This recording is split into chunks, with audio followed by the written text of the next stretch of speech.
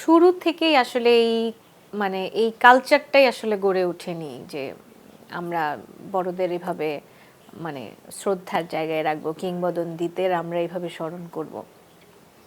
আমার মনে হয় এটা চেঞ্জ হওয়া উচিত। এই এত কথা হচ্ছে, এভাবে আমরা শিল্পীরাই দেখা যাচ্ছে সাফারার হচ্ছি, শেষে দিয়ে বলা হচ্ছে অনেক সময় যে দুস্থ শিল্পী হয়ে যাচ্ছে অনেকে। তো এই ব্যাপারটা চেঞ্জ করা উচিত। পার্শ্ববর্তী দেশ বলি বা আমাদের পাশ্চাত্য বলি, আমরা সব জায়গায় কিন্তু চেঞ্জটা হয়েছে।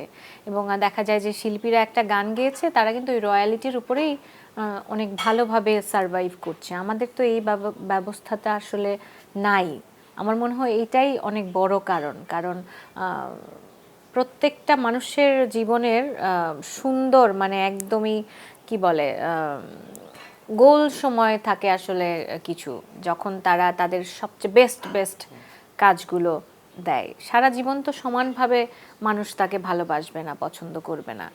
তো ওই সময়টাই যে কাজটা হয়েছে সেটা যদি আমরা সারা জীবন মূল্যায়ন করি, সব সময় আমরা মুখে মুখে করছি, বাট শিল্পীরা তো খেয়ে বাঁচবে, তাদেরও তো সারভাইভ করতে হবে, সংসার চালাতে হয়।